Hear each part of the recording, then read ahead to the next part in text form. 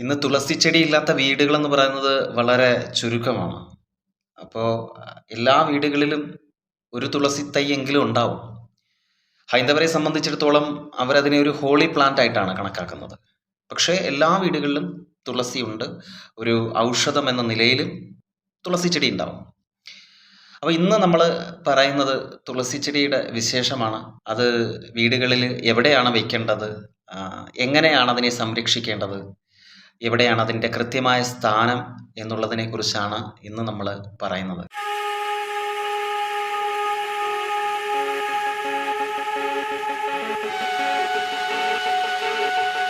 നമസ്കാരം, രുദ്രധാരയുടെ ഏറ്റവും പുതിയ വീഡിയോയിലേക്ക് സ്വാഗതം. നമ്മളിന്ന് പറയുന്നത് തുളസി ചെടിയെക്കുറിച്ചാണ്. തുളസി എന്ന് പറയുമ്പോൾ ഏകദേശം 150 തരത്തിലുള്ള തുളസി ചെടികളുണ്ട്. അതിനകത്ത് പ്രധാനമായിട്ടും എല്ലാ വീടുകളിലും ഉണ്ടാകുന്നത് കൃഷ്ണ തുളസി ആണ്, അല്ലേ?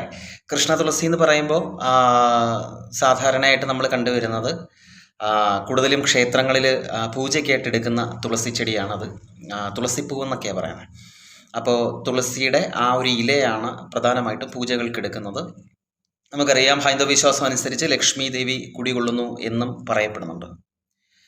അപ്പോൾ ഈ തുളസിയെ സംബന്ധിച്ചിടത്തോളം പ്രധാനമായിട്ടും 2 തരത്തിലുള്ള തുളസിയാണ് ഉള്ളത്. അതിൽ ഒന്ന് കൃഷ്ണ തുളസി, മറ്റൊന്ന് രാമ തുളസി.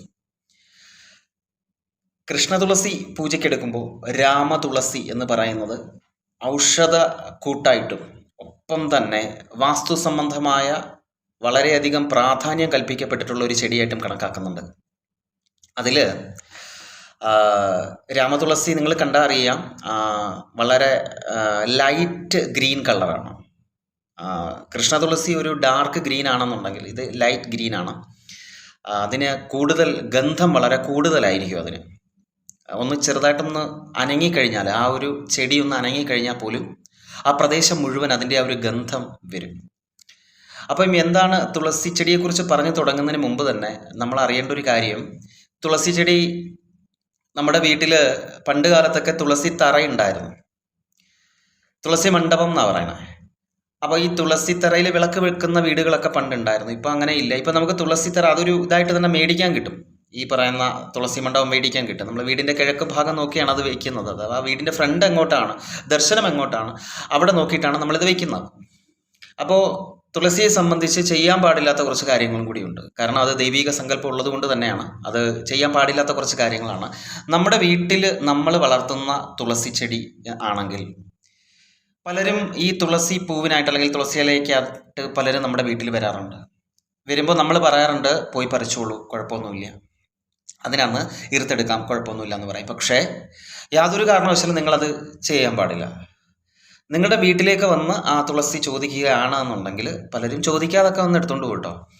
അപ്പോൾ നിങ്ങൾ അറിയാൻ വന്ന് ചോദിക്കുകയാണെന്നുണ്ടെങ്കിൽ നിങ്ങൾ തന്നെ അതിനകത്തുനിന്ന് ആ തുളസി കതിരിനുള്ളിൽ കൊടുക്കാനുള്ള ഇത് ചെയ്യുക, അല്ലെങ്കിൽ നിങ്ങൾ തന്നെ നേരിട്ടത് കൊടുക്കുക. അല്ലാതെ മറ്റൊരാൾ അതിനെ തൊടാൻ നിങ്ങൾ അനുവദിക്കരുത്. ശുദ്ധവും വൃത്തിയും ഇല്ലാതെ യാതൊരു കാരണവശാലും ഇതിനെ സ്പർശിക്കാൻ പാടുള്ളതല്ല. അത് പ്രധാനമായിട്ടും പറയപ്പെടുന്നുണ്ട്. അങ്ങനെ ചെയ്താൽ ആ ചെടി മൂടോടെ ഉണങ്ങിപ്പോകാൻ, നശിച്ചു പോകാനുള്ള, പട്ടുപോകാനുള്ള സാധ്യത വളരെ കൂടുതലാണ്. അങ്ങനെയുള്ള ഒരുപാട് അനുഭവസ്ഥരുണ്ട്. ചിലരും പറയും, എന്ത് സംഭവിച്ചാണെന്ന് അറിയത്തില്ല, പെട്ടെന്ന് ഉണങ്ങിപ്പോയി, വെള്ളം കിട്ടാത്തതുകൊണ്ടാണോ? എത്ര വെള്ളം ഒഴിച്ചാലും ഈ പറയുന്ന ശുദ്ധവും വൃത്തിയും ഇല്ലാതെ അതിനെ സ്പർശിച്ചു കഴിഞ്ഞാൽ അതിനെ നിലനിൽക്കാൻ സാധിക്കില്ല. അതുകൊണ്ട് തന്നെ മറ്റൊരാൾ വന്ന് ചോദിക്കുമ്പോൾ നിങ്ങൾ തന്നെ അത് ഇറുത്ത് കൊടുക്കാനുള്ളത്, അതിനുള്ള കാര്യങ്ങൾ ചെയ്യുക, അത് ശ്രമിക്കുക.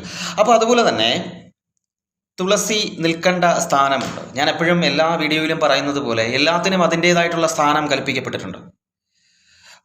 ഞാൻ പറഞ്ഞിട്ടുണ്ടല്ലോ, എന്താ, നമ്മൾ ഇരിക്കേണ്ട സ്ഥാനത്ത് ഇരുന്നെങ്കിൽ മാത്രമേ അവിടെ വില ഉണ്ടാവൂ, അല്ലെങ്കിൽ സുരക്ഷിതത്വം ഉണ്ടാവൂ, ഇല്ലെങ്കിൽ നമുക്കുണ്ടാവില്ല. കണ്ണദാസൻ്റെ ഒരു കാവ്യശകലുണ്ട്, അതിനകത്ത് പറയപ്പെടുന്ന ഒരു കാര്യമുണ്ട്. എന്താണെന്നറിയോ? ഒരിക്കൽ മഹാദേവൻ ഇങ്ങനെ കടന്നു വരുന്ന വഴിയിൽ നമ്മുടെ ഗരുഡനെ കാണും. മഹാവിഷ്ണുവിനെ സന്ധിക്കുന്ന സമയത്ത് ഗരുഡനെ കാണും. ഗരുഡൻ അറിയാമല്ലോ, മഹാവിഷ്ണുവിൻ്റെ വാഹനമാണ്.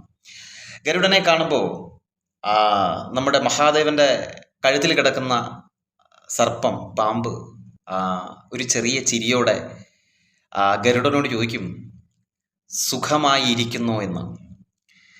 അപ്പോൾ നമുക്കറിയാം, ഈ പറയുന്ന ഗരുഡനും പാമ്പും എന്ന് പറയുന്നത് ശത്രുക്കളാണ് എന്നുള്ള കാര്യം നമുക്ക് നന്നായിട്ടറിയാം. അപ്പോൾ സുഖമായിരിക്കുന്നു എന്ന് ചോദിച്ചപ്പോൾ ഒരു ഗർവിലാണോ, ഒരു ചെറിയ അഹങ്കാരത്തിലാണോ അത് ചോദിച്ചത്? കാരണം ഇരിക്കുന്ന എവിടെയാണ്? ശിവന്റെ കഴുത്തിലാണ്. ഒന്നും ചെയ്യാൻ പറ്റില്ല. അതാർക്കറിയാം?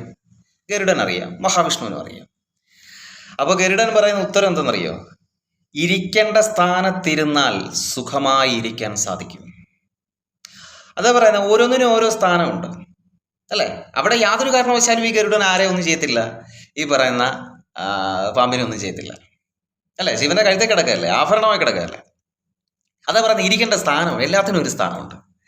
അതുപോലെ നമ്മുടെ തുളസി ചെടിക്കും ഇരിക്കേണ്ട ഒരു സ്ഥാനം കൽപ്പിക്കപ്പെട്ടിട്ടുണ്ട്.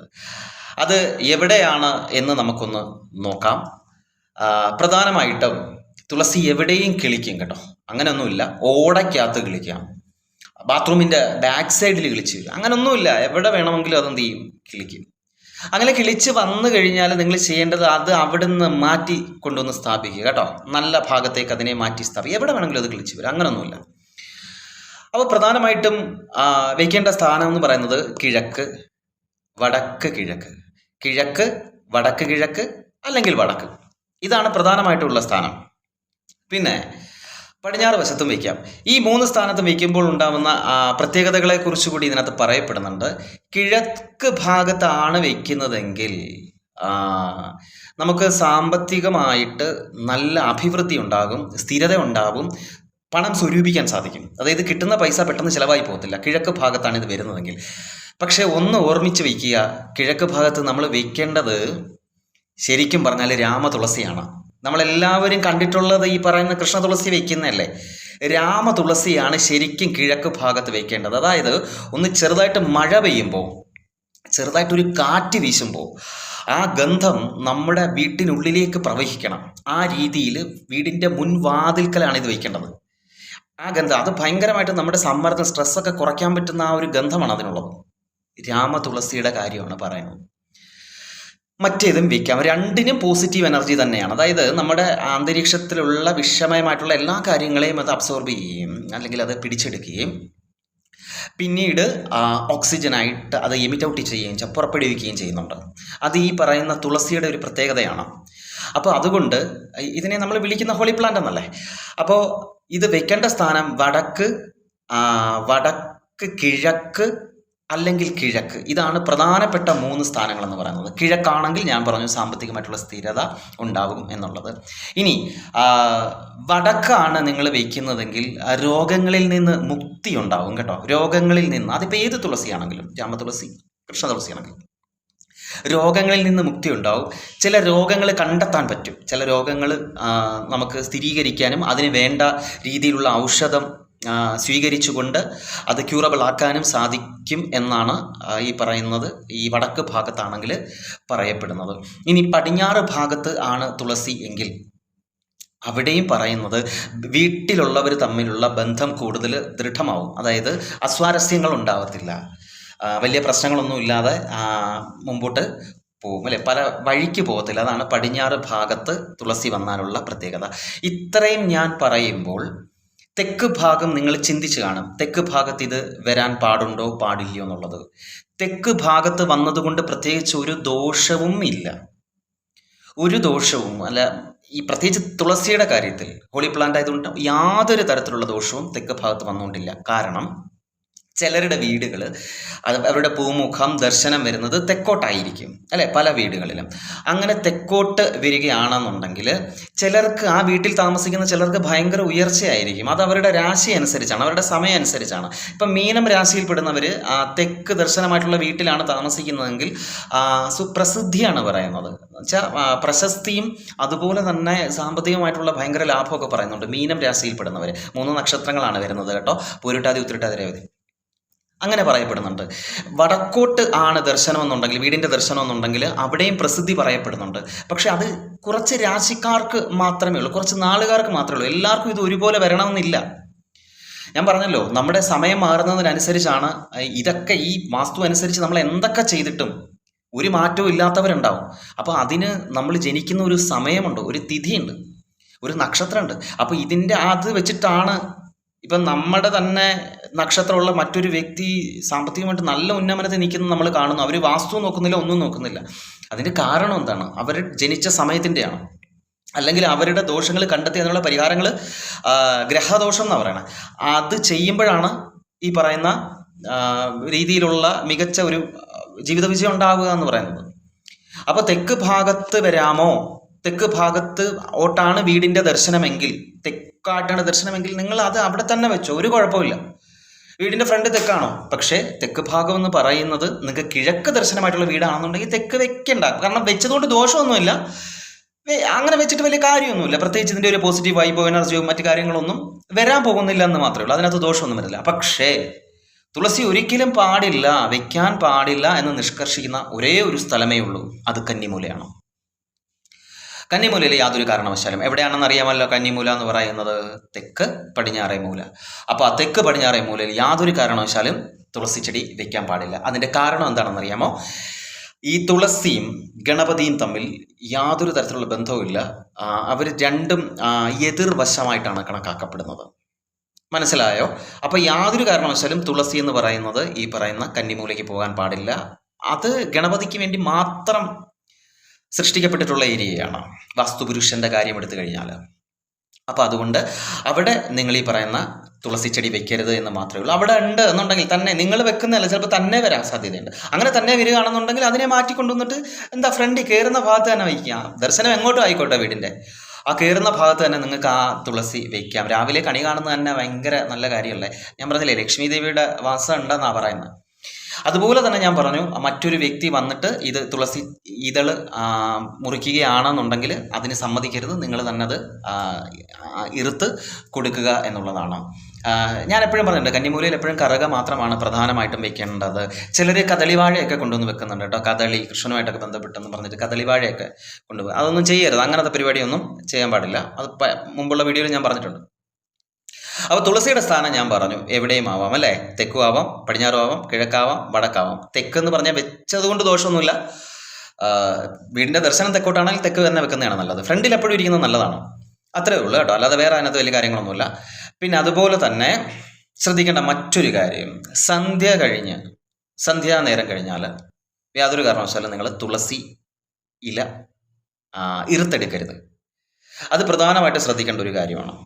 തുളസി ഇല യാതൊരു കാരണവശാലും സന്ധ്യ നേരം കഴിഞ്ഞാൽ ഇറുത്തെടുക്കരുത്. അഥവാ നിങ്ങൾക്ക് അത്യാവശ്യമാണ്, നാളത്തെ ആവശ്യത്തേക്കാണ്, മറന്നുപോയി, അത് ഇറുത്തേ മതിയാവത്തുള്ളൂ, നാളത്തെ പൂജയുടെ ആവശ്യമാണ്, അങ്ങനെയൊക്കെ ആണെന്നുണ്ടെങ്കിൽ നമ്മുടെ പൂജാമുറിയിലെ വിളക്കിൻ്റെ മുമ്പിൽ വെച്ചിരിക്കുന്ന കിണ്ടിയിലെ ജലം ഉണ്ടാവുമല്ലോ, അത് കൊണ്ടുവന്ന് അതിൻ്റെ മുകളിൽ തളിച്ചതിന് ശേഷം ആ ഇല ഈർത്തെടുക്കാവുന്നതാണ് കേട്ടോ.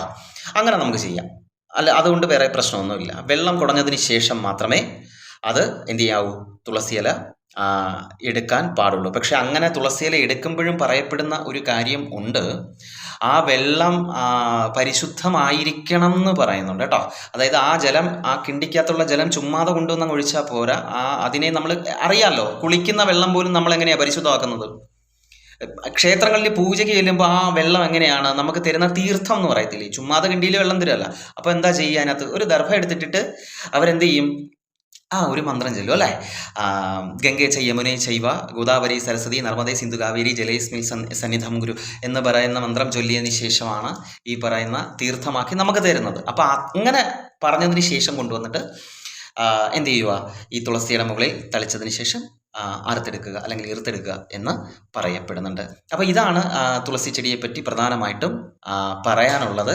ഇത്രയും കാര്യങ്ങളേ ഉള്ളൂ, ഇത്രയും കാര്യങ്ങൾ മാത്രം നോക്കിയാൽ മതി. അപ്പോൾ കൂടുതൽ വാസ്തുപരമായിട്ട് നമുക്കൊരു പ്രോസ്പെരിറ്റി ഉണ്ടാവണമെന്നുണ്ടെങ്കിൽ പ്രധാനമായിട്ടും പറയുന്നത് രാമതുളസിയാണ് കേട്ടോ.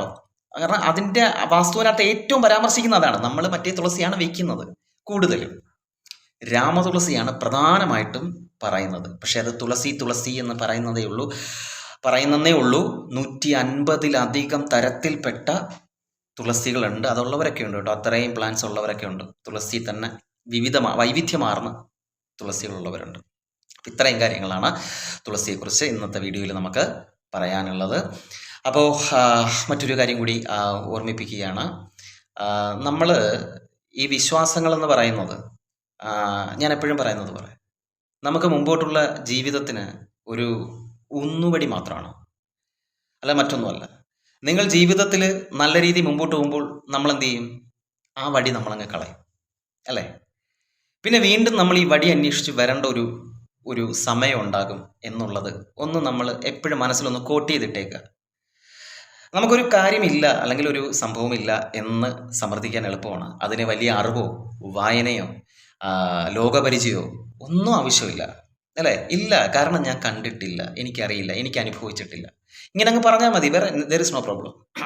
പക്ഷേ ഒരു സംഭവം ഉണ്ടെന്ന് സമർത്ഥിക്കാൻ നമുക്ക് എന്താ പറയുക, ഒരു വിശാലമായ വായനയും അല്ലെങ്കിൽ അനുഭവങ്ങളും അതുപോലെ മറ്റുള്ളവരുടെ ജീവിതത്തിലേക്ക് ഇറങ്ങി ചെല്ലുകയും അവരുടെ അനുഭവങ്ങൾ എന്തൊക്കെയാണെന്ന് കണ്ടെത്തുകയും അതിനനുസൃതമായിട്ട് വിശ്വാസങ്ങൾ നമ്മൾ എന്ത് ചെയ്യുക, ജീവിതത്തിൽ കൂടെ കൂട്ടുകയും ചെയ്യുക എന്നുള്ളത് സനാതനധർമ്മത്തിൻ്റെ ഏറ്റവും വലിയ പ്രത്യേകതയാണ്, അല്ലേ? അപ്പോൾ കൂടുതൽ കാര്യങ്ങൾ പറഞ്ഞ് വീഡിയോയുടെ ലെങ്ത് ഒന്നും കൂട്ടുന്നില്ല. പ്രധാനമായിട്ടും ഇത്രയും കാര്യങ്ങളേ ഉള്ളൂ. തുളസി ചെടി, അപ്പോൾ ഏത് തുളസിയാണെങ്കിലും വീടിൻ്റെ മുൻവശത്ത് വയ്ക്കുന്നത് വളരെ നന്നായിരിക്കും. ഒഴിവാക്കേണ്ടത് കന്നിമൂല. ഇത്രയും പറഞ്ഞുകൊണ്ട് ഇന്നത്തെ വീഡിയോ അവസാനിക്കുന്നു. എല്ലാവർക്കും നല്ലത് വരട്ടെ എന്ന് പ്രാർത്ഥിച്ചുകൊണ്ട് നമസ്കാരം.